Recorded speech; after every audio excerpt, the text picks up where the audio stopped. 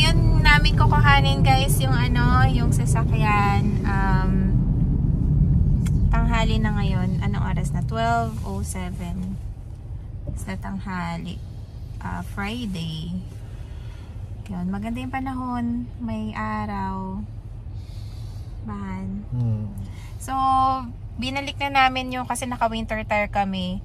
So, binalik na namin yung all-season tires nito bago namin i-trade in ngayon. Tapos, nilinis na rin ni Honey yung buong sasakyan. Yan. And, yun. Ready na kaming i-trade siya. So, yung matagal din sa amin. May ilang buwan din to sa atin. April to eh. 10 months. 11 months. 11 months din. So, tapos, siguro ang tinakbo natin 10,000. Doon sa 11 months na yun. Naka 10,000 kilometers tayo. Yun. Ganda rin ang sasakyan na to. Hindi well maintained. Hindi talaga kami hindi kami nasiraan. Walang so yung makakakuha din ng sasakyan nito. Okay na okay pa. Oo. Ano pa nila ito mabibili? Mataas pa. Wala lang talaga kaming time na kami yung magbenta. Yun sabi nung kakilala namin, mas maigi na instead na i-trade in, mas maganda na ibenta na lang namin ng kami. Kaya lang kasi hassle pa kasi. Tsaka marami pang mga paperworks. Bago lang kami, hindi namin masyadong familiar paano yung ganun. Yung sa marketplace ka magbebenta. Pero anyway, isip na lang namin na na napakinabangan naman namin itong sasakyan na to. So, hindi na rin kami siguro lugi dun. Diba, Han? Kumbaga, wala eh. No choice ka talaga. Kumbaga, kailangan mo talagang, hindi naman magpapaulugi yung government, diba? Oo nga eh. So, sacrifice talaga para maging komportable yung pamilya. Tsaka lahat naman dito, kumbaga lahat naman kumuha ng mga financing kasi mahirap nga naman kumuha ng cash, diba? Lalo na kung medyo malaki yung value.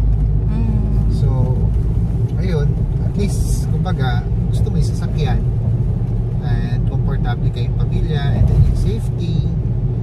So, yung, kumbaga, yung pera, hindi mo naman kasi yun maiipon din eh, yan ang buo eh. Mahirap din ipunin ang buo yun para i-cash mo, para kumbaga hindi ka mag-finance.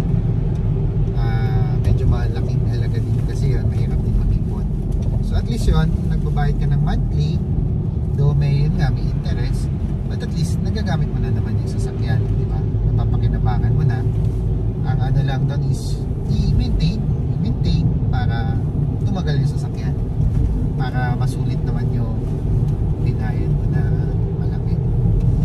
So sayang, actually medyo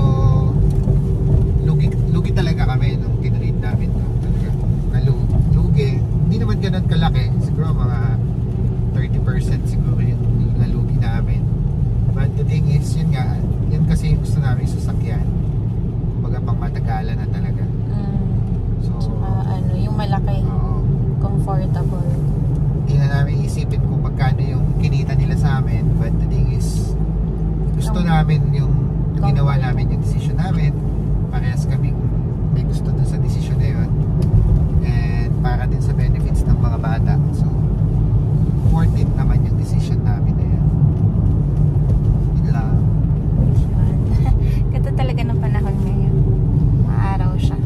Kaya lang medyo madulas yung daan kasi pag muntik na nga akong madulas kanina.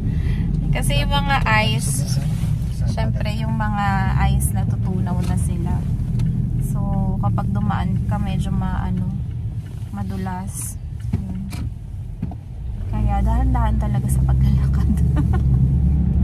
Yung mga black ice. Oo. Magugulat ka na lang, talagang madudulas ka eh. Ayun. Ubus na yung gas mo. Drain na drain, sasabihin nung yung kukunin natin eh. Sabi nung hindi rin to magpapalugi ah. Talagang linubos-tubos yung gas ah. Marga tayo ng yelo namin talagang paubos na. Trade in naman na eh. Anyway, yung sasakyan na ibibigay sa amin, full tank yun. Naka-full tank yun kahapon. Yan, so Tinry ko. So maganda yung sasakyan na yan. Madami siyang kaya namin siya nag-stand, madami na siyang safety features. Na talagang pang family talaga. what? Okay.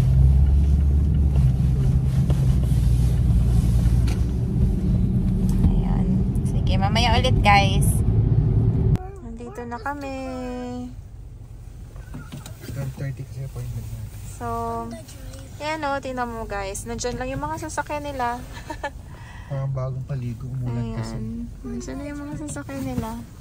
Mga brand new pala yan. Yan, mga brand new yan. Pero nandyan lang siya sa labas. Pag may bumili, tsaka lang nila... Plastic pa eh. Tsaka lang nila papolish, lilinisan. Nire-ready nila bago nyo kuhanin. So yung amin nandun sa kabila, dun sa kabila, nadaanan na namin, nakalimutan ko i-vlog. Ayan. Sa baba na tayo guys. Grabe yung yung kasi umulan. So nandun yung sasakyan, yun yung nasa pinakadulo, kulay blue. Yun. Balikan natin mamaya, pasok muna tayo. Pasok muna. May bago na naman kaming bayarin. Utang na naman. Hello! Let's let's go get our car. Okay.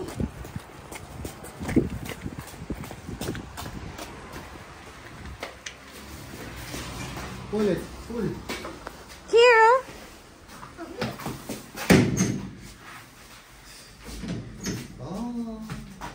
Yeah. Where? Which one? Those are nice. It's like PJ's car. Did you see that? I wanna see it.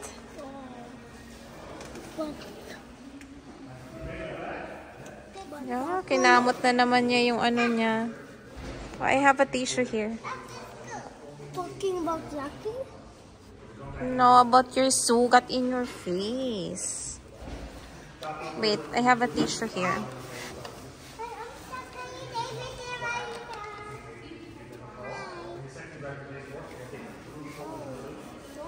Oh, come here.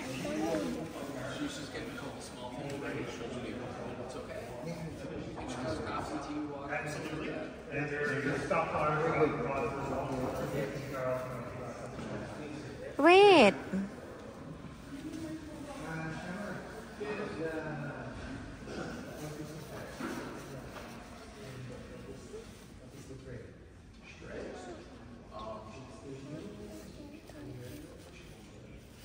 Wait.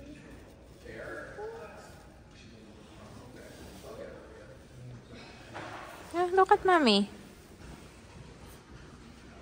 Tingnan nyo guys. Oh, ang dami niyang ano to eh, yung eczema daw. Oh, fully matanggal. Ano kami ng binigyan kami ng betamethasone cream. Sana matanggal yan. Nawawala pero mabalik na naman. Tapos kinakamot niya kasi. You want to see that car? It's like TJ's car. No? Is it? But it's only white. Ano to, Han? CRV? Ano CRV? It's the same one. This one is only gray. TJ's car is white. Tapos sila yung mga nandito sa loob. Baka CRV na bago. Ito maganda rin yung red.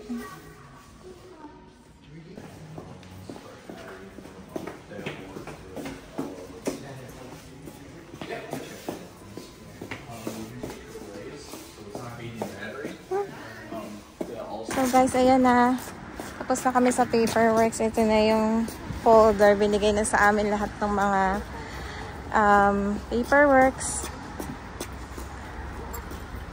And Zachary, to the sides, anak. Here. Here.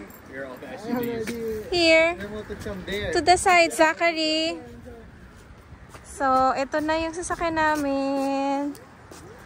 So, babay na kay Mazda. So, yan na yun. Dati naming sasakyan, si X5. So, ito na yung bago naming sasakyan. Grabe. Thank you, Lord. So, second hand din yan. 2018 na Honda Odyssey. And wait for it, Zachary, no! So, yan. Nilinis na nila. Winter tire na to. Naka-winter tire na yan. Pinalitan na nila ng winter tire. Tapos yung all seasons tire nandun na sa likod.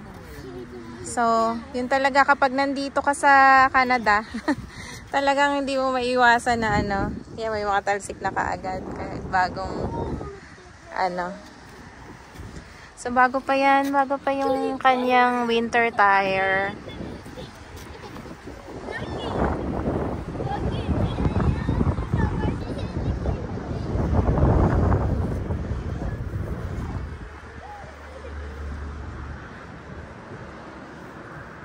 Ayan na. Dito yung So, ito pwedeng tanggalin yan. Yung nasa gitna. Para mas madaling ma-access yung sa likod. Yung sa likod, nakababa siya lahat kasi nandun yung lahat ng spare tires. Ay, ano ba yan? All season tires. Dyan siya. So, lalagay na lang yung mga car seats. Lalagay na lang yung mga car seats. Ayan. Lalagay na nila yung car seats. Hey, Zion! Wait. So, yan. Nalagay na nila yung car seats. Close your you don't know how to close your your jacket? So, ayan na. Wait lang, Zion. Wait for Daddy. Daddy will put you. So, yan. Dinalagay na sila. So, pingkad.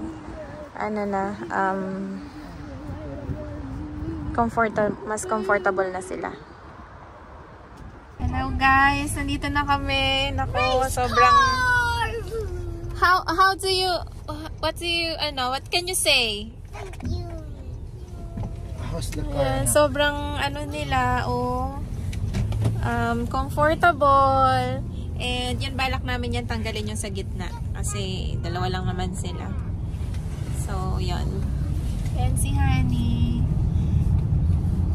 Yun. Sobrang guys, nakakapanibago kasi sobrang comfortable.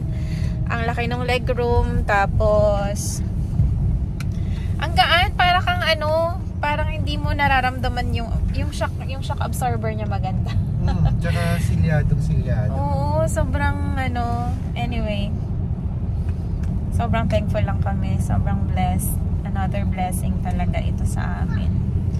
So, yun. Alaga lang talaga, maintain ng sasakyan para tumagal. Hindi mo ko na yung cover natin doon kasi naman tayo. Oo. So, yun. Later, Zion! Ayan siya guys. So, nasa siyang navigation. Why are you crying like that? Are you not happy? Ayan na guys. Naiuwi na namin yung sasakyan. Ayan na siya.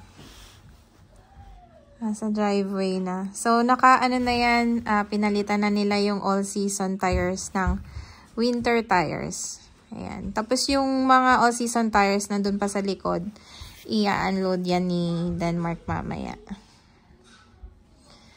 So, yun lang.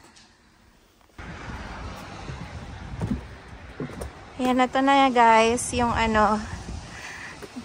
sasakyan. Dito na sila sa loob. Tinanggal na ni Denmark yung nasa Middle seat. gitna. Ayan. So, para may mabilis yung access sa likod. Kasi dalawa lang naman sila lagi. So, tinagalan namin yung sa gitna. Ayan. Nanonood sila sa likod. So, laki ng space, guys. Ayan. Mas comfortable talaga sila. In 100 meters, turn right on McDonald Drive. Ayan. Yan lang. Thank you sa panonood. Bye-bye po.